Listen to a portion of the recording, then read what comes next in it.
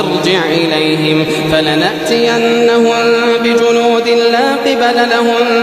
بها ولنخرجنهم منها أذلة وهم صاغرون قال يا أيها الملأ أيكم يأتيني بعرشها قبل أن يأتوني مسلمين قال عفريت من الجن أنا آتيك به قبل أن تقوم من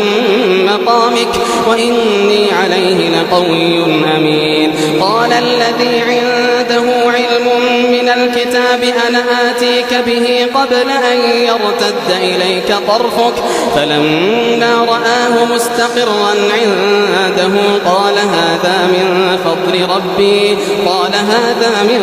فضل ربي ليبلوني أأشكر أم أكفر ومن